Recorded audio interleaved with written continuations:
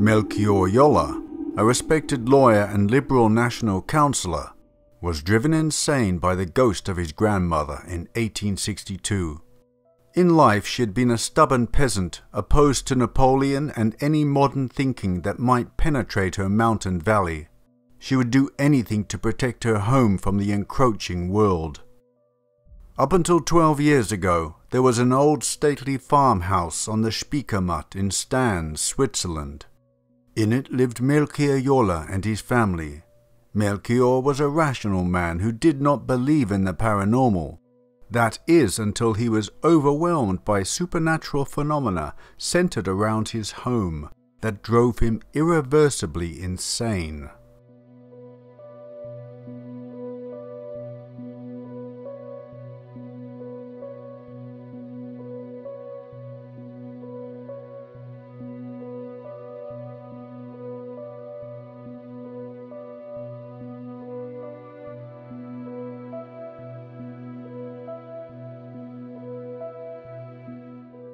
The poltergeist phenomena manifested by this spirit was so loud that people stopped in front of the mansion in amazement. Fist-sized stones flew out of the house, apples bounced through the kitchen, furniture whirled through the rooms, windows slammed open and closed again. An arm bone was seen to be floating around the room, and sometimes something which felt like sharp, cold dog claws touched Melchior Jolla's face. His son Oscar was 9 years old when he saw a white figure in the wood-panelled room and fainted from sheer fright.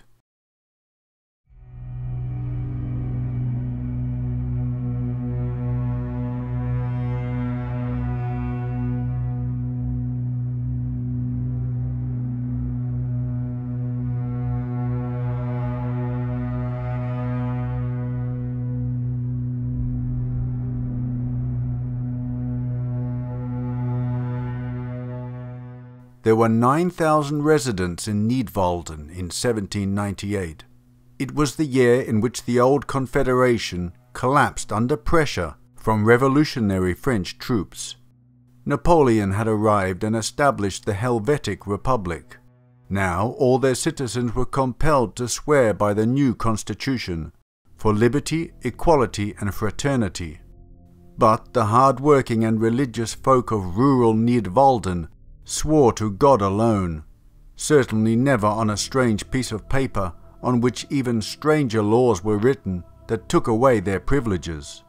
Let those from across the border swear on whatever they want, but the fatherland, as the conservative movement was called at the time, would fight for the old order willed by God and fight to the bitter end.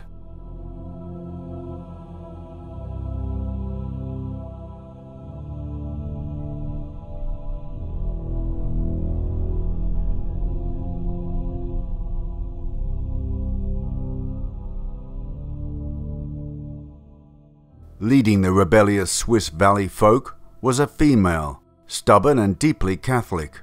Veronica Gut was her name, Melchior Jolla's grandmother.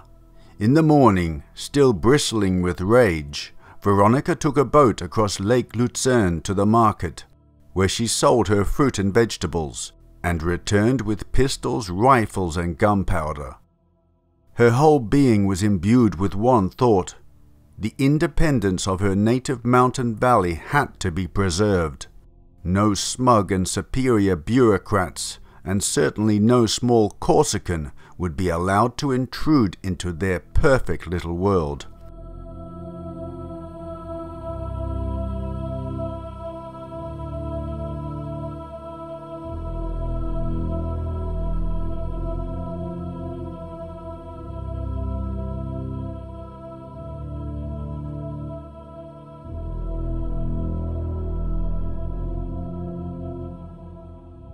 Veronica Gut held secret meetings at the town hall and railed against the patriots, the Swiss who sided with the French. She whispered nasty rumors through many a crack in the door, especially the man who was trying to convince the people of Nidwalden to swear allegiance to the Helvetic Republic. who had even committed blasphemy and eaten a hearty roast on a fasting day. She devoted a lot of energy stirring up hatred for this treasonous neighbor, who was then promptly arrested by loyal comrades of the fatherland.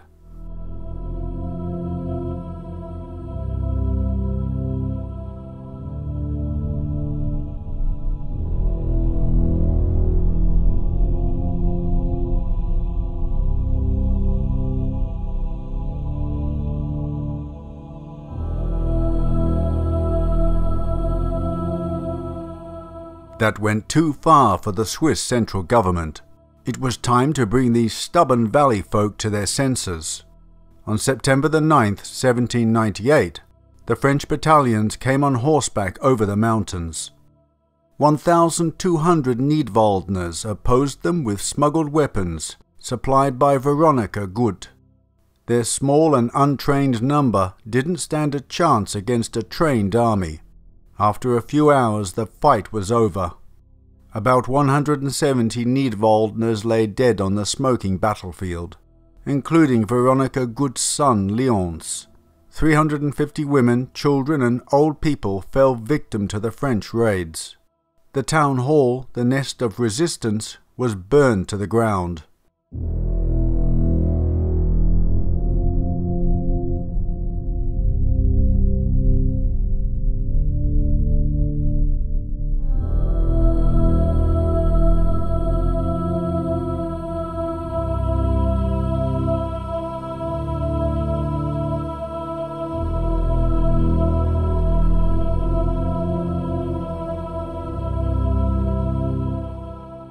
Veronica Gut was arrested. A sign was hung around her neck that read, "Agitating liar." That stubborn Frau Gut probably wore it like a medal. Not to be deterred, she built her new house several yards from the embers of the fire, and immediately started stirring up support against the French again. Unfortunately, the rest of the locals had lost their taste for a fight, and gradually the patriots disappeared altogether. They packed their wives and children on the hay wagons and left Nidwalden altogether.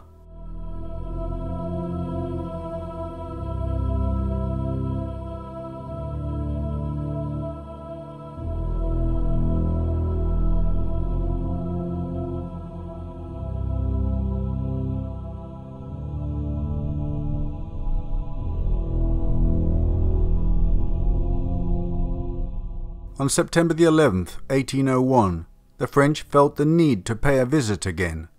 This time they came with 600 soldiers to make it clear to the Nidwalden people that their efforts to get help from Austria, Russia, Prussia, Spain and Great Britain to help them fight against Napoleon would no longer be tolerated.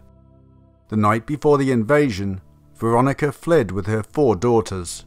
They struggled through the driving rain, and as they tried to cross the turbulent Engelberger Aar River, the footbridge collapsed. Veronica emerged alone from the waters, without her 4 girls.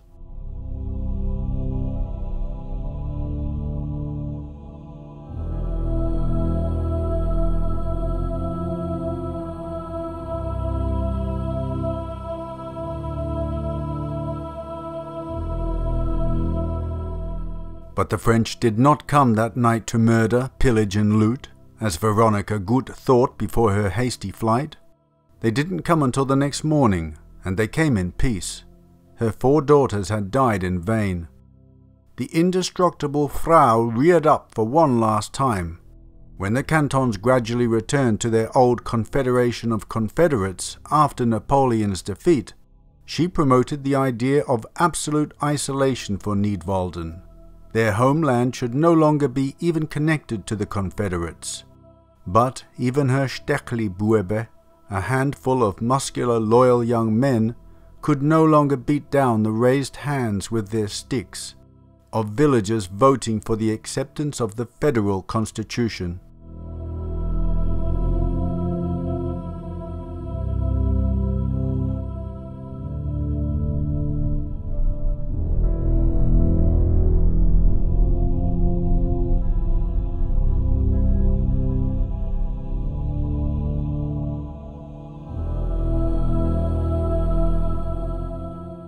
Exhausted and lonely, the rebellious Frau Gut moved to a house in nearby Nägligasse.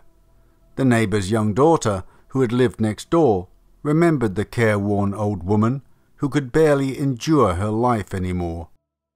This woman, still steeped in the bitterness of the injustice she had suffered, could not understand that a young generation was growing up carefree again, and that there were people who, despite sharing the same past as her, could now laugh and joke.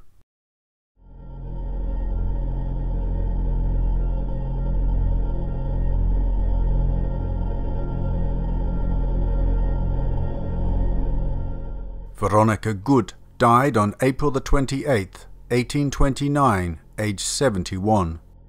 Unfortunately for her grandson, Melchior Joller, the son of her only surviving child, he was on the wrong political side, the liberal side, and so, as soon as Melchior inherited his parents' house, Grandmother Gut soon came to chastise him in the form of a ghastly white figure, twirling chairs around the house and slowly leading him to insanity and death, with her sharp, cold dog claws. Around 8 o'clock in the morning, I witnessed the strange bouncing of an apple. Diary entry by Melchior Joller from September the 16th, 1862.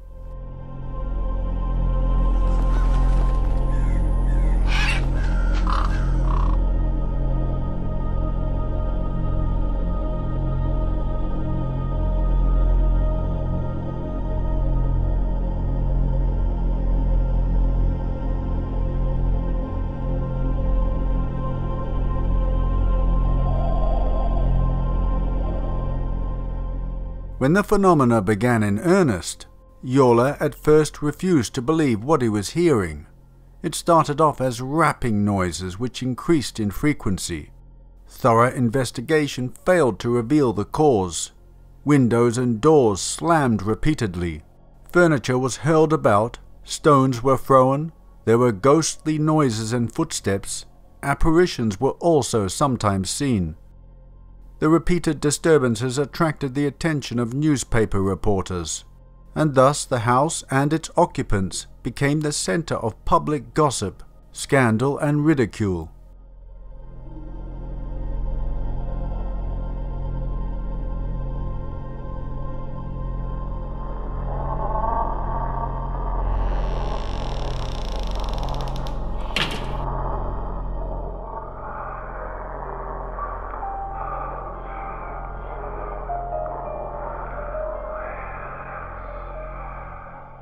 Here I present select entries from Melchior Joller's diary.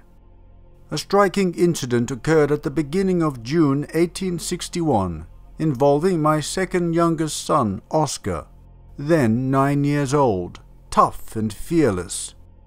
One evening he went into a little kitchen room on the 3rd floor, which at that time was used to store logs.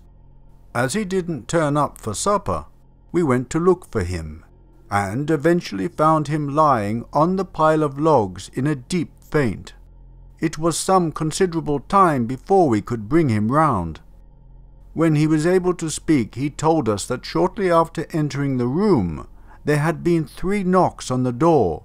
He paid them little attention, but then suddenly the door opened and a white formless shape came in, at which he passed out.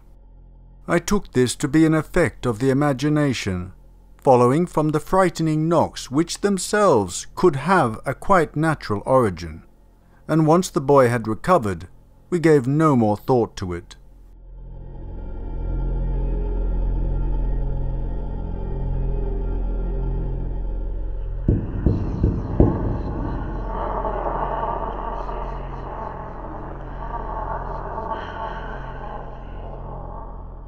In the late summer, the housemaid complained that in the evenings when she was in the kitchen, cleaning shoes on the stairs, as she often did, she was frightened at seeing grey forms downstairs in the dark on the ground floor.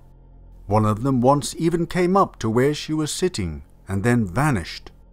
Then, one morning, she claimed that during the night someone had gone up the stairs, past her room on the 3rd floor, and onto the stairs leading to the upstairs living room. From there, her name was called distinctly several times. Then it went up and down the stairs 3 times and finally entered the living room, where she heard a deep sobbing that went on for the longest time. My wife told her not to talk about such imaginary things to the children, and personally I considered her to be a most superstitious person.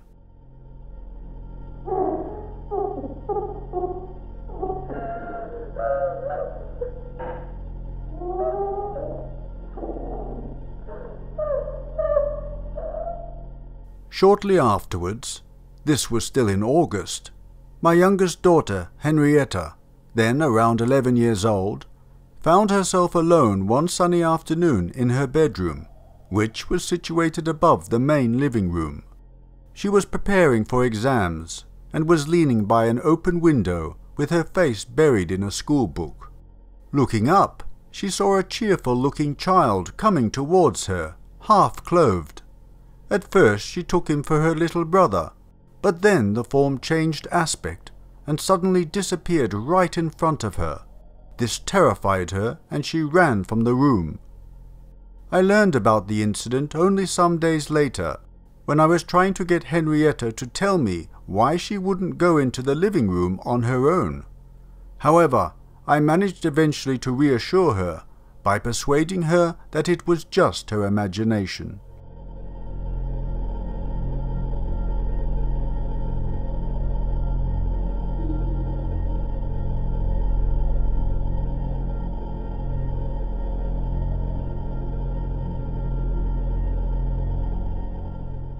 During the course of the morning, 14-year-old Melanie was alone with the housemaid when she mentioned that her younger sister Henrietta often heard a peculiar knocking on the wall of the bathroom. So the two of them went there to look. Henrietta came by at that moment and confirmed what she had said. But Melanie couldn't hear anything and wouldn't believe it, calling out loudly, "In God's name, if something is there, then come out and knock." And immediately there was a knocking, like someone rapping with his knuckles. Then Oscar turned up, and hearing what had happened, made the same demand, and again it immediately answered with the same knocking. When their older brother Edward heard what was going on, he too rushed up and made the same demand, and for the 3rd time it gave the same answer.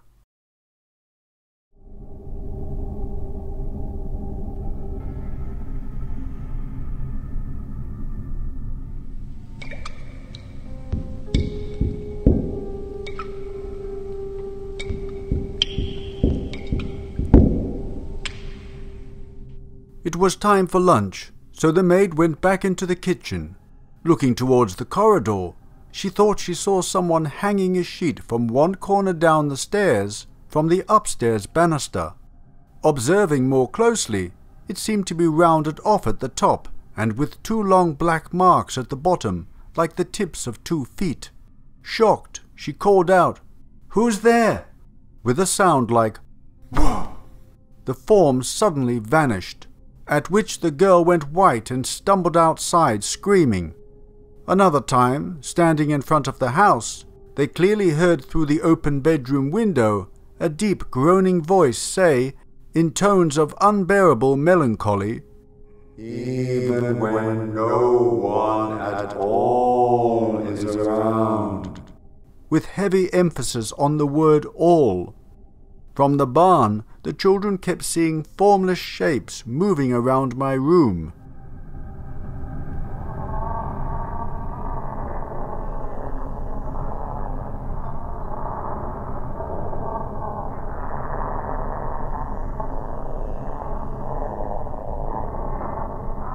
even when no one at all is around.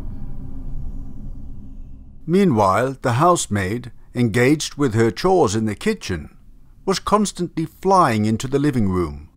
One time she claimed she had just at that moment clearly heard someone coming down the stairs, and 3 times she heard a deep voice groaning, "Have pity on me." But when she looked, she saw no one. Soon she was back again, claiming to have seen a transparent little grey cloud that floated in through the partly open kitchen window, crossed the room and pounded on the door to the bedroom. Once, when I was in the kitchen, I noticed the bottles, glasses and vessels on the table being struck as if with a metal instrument. The blows in the different parts of the house followed each other so quickly that, if the ghost was a hoax, it would have had to involve at least 4 or 5 people.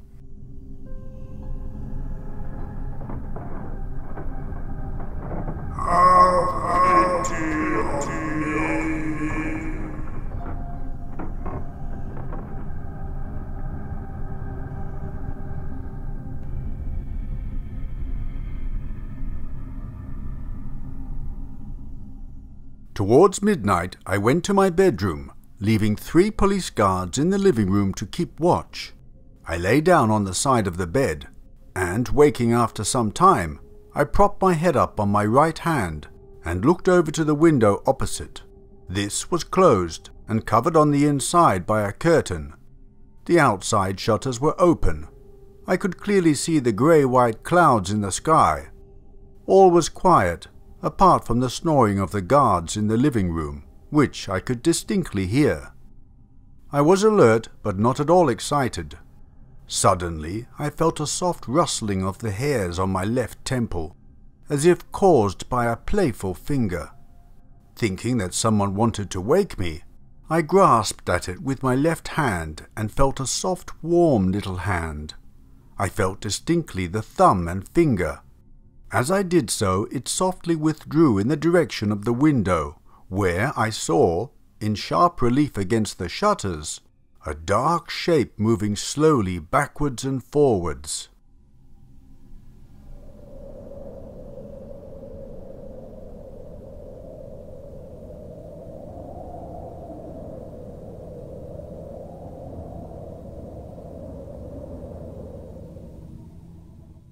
At around 12 p.m, Emmeline was in the garden in full sunshine, when she suddenly heard a noise on the trellis wall of the house.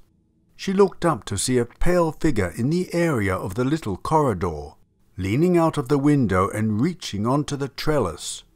Thinking for sure it was the housemaid picking grapes, she observed the figure dispassionately, and it then struck her that the figure's straight hair, hairnet and dark neckerchief were rather unusual, and that the head was sunk forward with an air of melancholy. She called out for the maid, who, however, emerged from the cellar, while the figure ducked under the leaves and disappeared.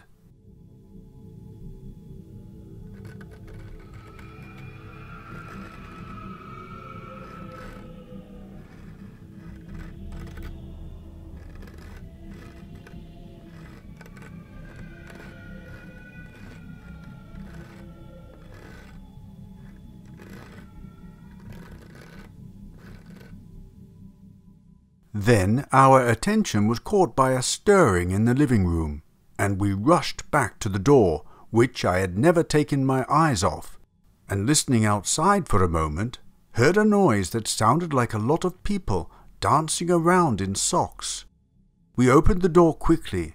It was quiet, but the heavy table lay upside down by the door, while further into the room to the left, 2 chairs next to the stool by the sofa had also been overturned. We could hardly believe our eyes. Barely a minute had passed since we left the room. As things quietened down around 3 in the afternoon, one of my boys saw the living room door slam shut in its usual way, but then also something quite new. An upholstered chair standing near him began to move of its own accord. It travelled some 1.5 yards from its place and then suddenly, and without the slightest noise, tipped over. When he came to tell us about it, we all went into the living room and found that the same thing had happened to a second chair.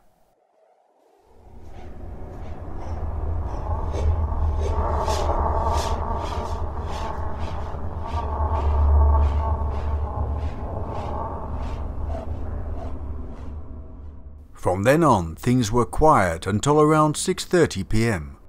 We were sitting down to supper just as the light was starting to fade, the door standing ajar, when we saw something floating in that looked like a little three-cornered grey shawl that extended from the floor to the height of the lock in the door.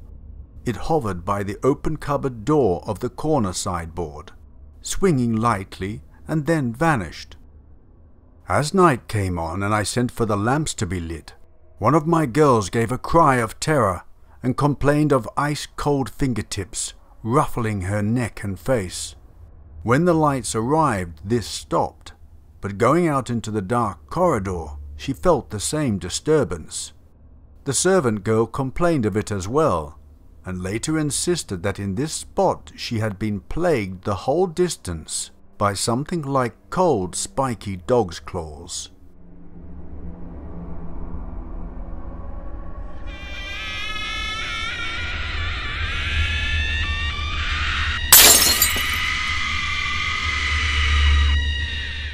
The entries of Melchior Yolo's diary were included in a pamphlet published under the title Darstellung selbst erlebte mystische Erscheinungen, narrative of personally experienced strange phenomena, describing events that took place in his house in his hometown of Stans, a small town near Lake Luzern in Switzerland, over a period of 2 years from 1860.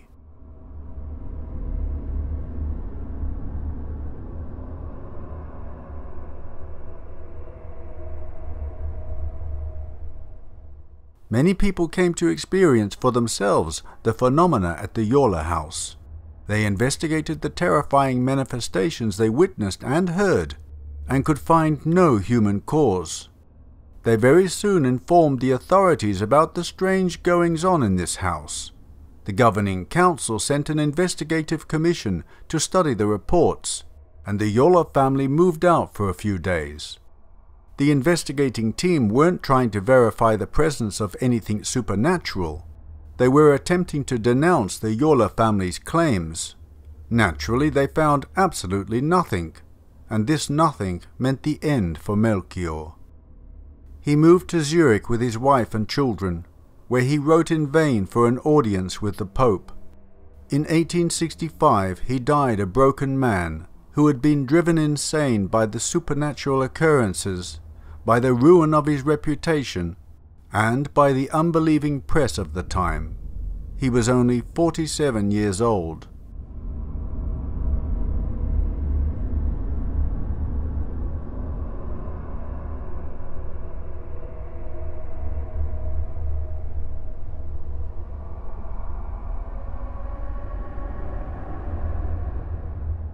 Paragraph from last entry, Wednesday the 22nd of October, 1862. As I went around the house closing up all the cosy rooms for the last time, I was engulfed with memories of the happy family life I had enjoyed for the past 20 years, and also of my boyhood there under the protection of my loving parents. Standing outside my beloved house, I felt the full force of the poet's words, that as much as half a person's being is bound up in his home life. It was as though the best pages had been torn out of the record of my life, and I had been left ruined.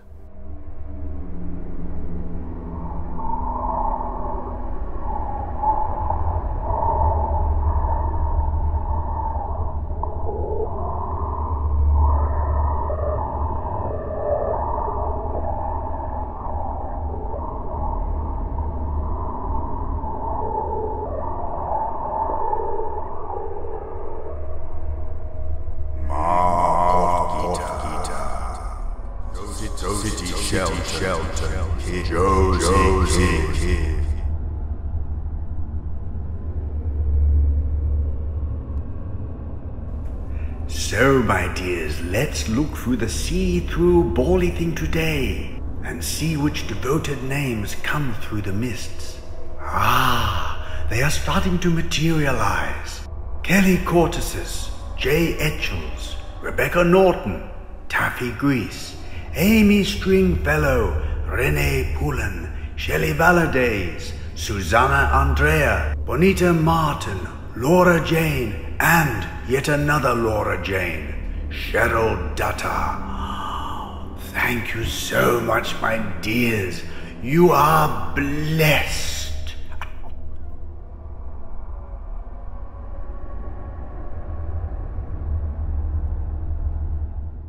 Well, my dear friends, I hope you enjoyed that presentation.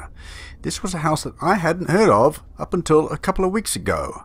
If I had known about it, then I most definitely would have went to visit the place before it was destroyed, because this article here from 2010 I have put through the Google Translate.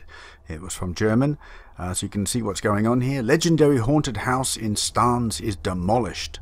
The demolition work on the 200-year-old Jolla haunted house in Stans has begun. The ghost may not care. According to a specialist, he has long since moved. So he thinks it's a he. I think there's probably a few. There would have been a few spirits there. There we go. What a shame. If I had known, I definitely would have been out there to visit. So it's gone now. Progress. I think I will show you what they were intending to build, but it got denied. I'm just reading this for the first time myself. I think it's a shame to tear down such a historic house, said Stanza Walter Kammerman, 72, who had already been told by his grandfather about the haunted house.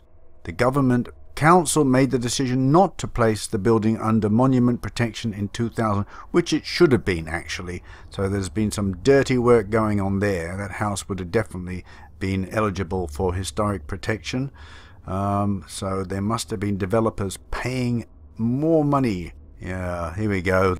The Litau real estate magnate and art patron Herman Baylor now wants to build a shopping centre with apartments on this site. Well, I hope the ghosts haunt him, my dears. Anyway, enough of him. So, that was it. It's gone. But its story lives on. Yeah, so this was the initial proposal, this monstrous glass structure blocking out the beautiful panoramic view of the Alps. That was knocked back, but there would have been something equally monstrous built, I can imagine. As you can see in the article about the demolition of it, there was something else planned for it, but someone had suggested that's a 4-star hotel. Horrible. It just doesn't fit in, does it? That's what they do nowadays, my dears. That's what they do. So what did you think of poor Mr. Jolla and his family? That he was driven insane by the ghostly happenings in his farmhouse, stately farmhouse. What a shame.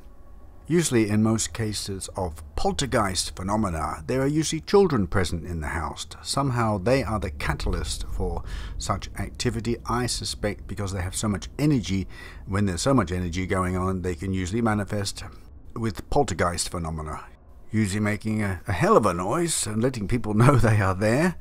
But this one went on for a particularly long time. I wonder if the housemaid, if she was somehow projecting this, or an unwitting catalyst for this phenomena. Maybe she was somehow psychic and was a conduit for the spirits to create this activity in the house. I know for some people it's going to be outside of their comfort zone. They're going to say, I don't believe in ghosts, it doesn't exist, but that's okay.